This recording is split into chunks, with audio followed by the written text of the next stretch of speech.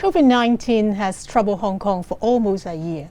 We are facing the most serious and critical moment because of the fourth wave outbreak and the out-of-control infection in Britain. How will this exacerbate the city's recession? Well, I think by now we all know it's a very humble experience by every government, every community, globally and locally.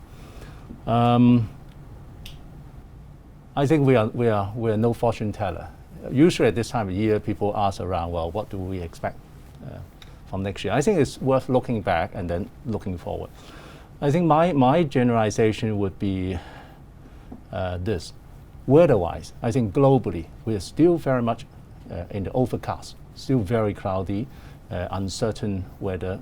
Particularly, you mentioned, well, even in the very familiar developed world that we know, the UK, Europe, North America, they're still at the peak of the under the heat of the Covid-19. But zooming back in our vicinity, our own nation, China, I think every indication that they have been riding out of the storm, containing the disease, having some rebounds, which is unprecedented in other parts of the world. So where are we, Hong Kong?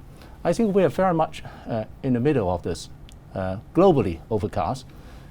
China having some sort of improvement. So we are hoping that there will be some silver lining. But having said that, it's no easy ride. We'll still be facing the global, the regional, and the local challenges. Right. Is the worst yet to come or behind us? I think it's very, very hard to say. But and also we are conscious that Hong Kong has been hit by multiple waves. We had the social unrest, which calmed down because of various factors, and also awakening call for Hong Kong community that, well, law and order is so important to us. We're hit by the sort of ongoing US-China tension, war, and then we are sort of wait and see whether the new administration would be taking a different stance. But among all these factors, I think COVID-19 still wouldn't go away. And while vaccine is in sight, but how that could sort of overcome the entire sort of pandemic is yet to be seen. So I think that sort of a situation, I think Hong Kong will still be put into the test of resilience, like what we have been in the last 2 to 3 years. Will Hong Kong overcome these issues?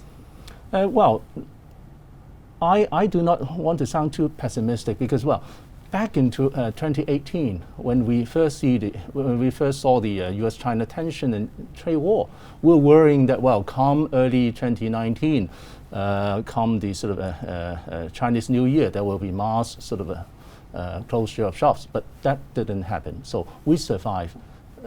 In addition, the social unrest, I think by and large, we have sort of restore law and order.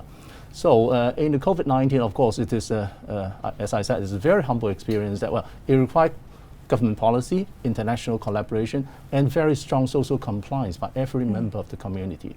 In that sense, I think Hong Kong is not that bad. That despite ups and downs, I think we are coping, and there's very great determination for both government and community to sort of ride it out.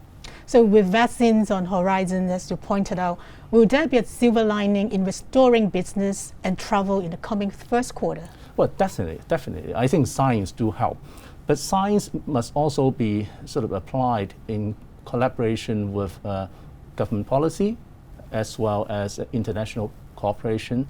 And last but not least is the social compliance by every member of the community. Now, we are seeing that vaccine has in fact sort of come into the market in fact in the pace shorter than usual.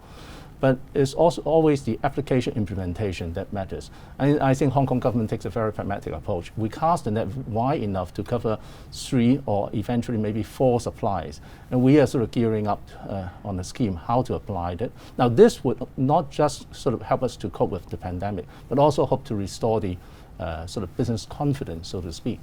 But I think, well, it is also a timely reminder that, well, around the world, as major sort of trading partners, how do we see we walking out of the storm together? Is it still tension?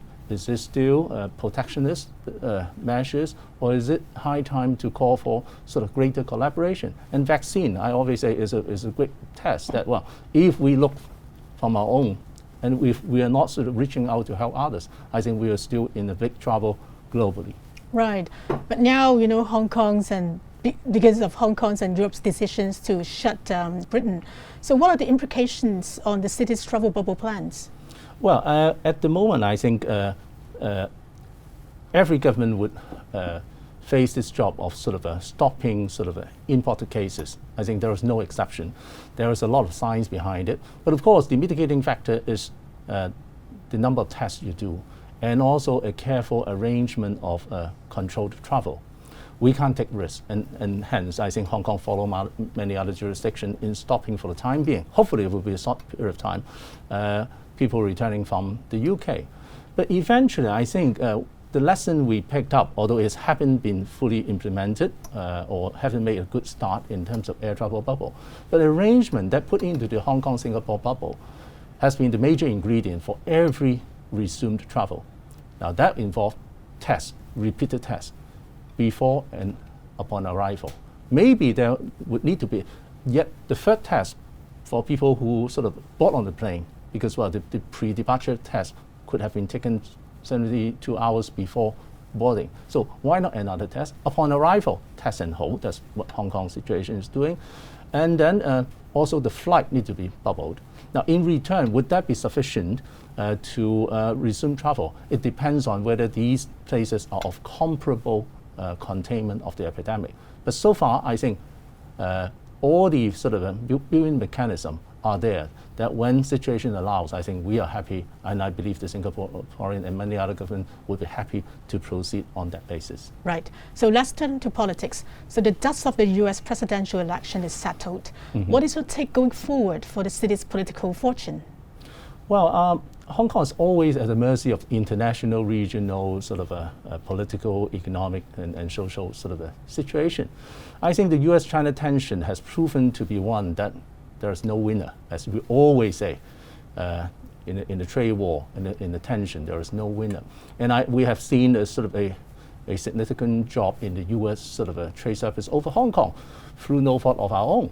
I think it is a matter for the US new administration to see how they would establish or re-establish the relationship with mainland China. But one thing for sure, from where Hong Kong sits, decoupling would be damaging, because well, no single economy, particularly the size of the biggest two economy, to go to any sort of war, and any measures that would increase the cost of business on top of the already very stringent sort of environment imposed by COVID-19 would be devastating. So I believe that from the extreme case where we saw from the Trump administration of talking about decoupling, talking about sort of retreating from multilateral trading system, to a more pragmatic approach, although it may not necessarily be entirely smooth sailing. But at least we're talking business. We're talking about whether there would be common ground for us to ease tension or find ways to allow normal business to go ahead without a self-imposed or a sort of a punitive sort of sanction or tariff on each other. Thank you, Mr. Yau, for your comments today. Thank you.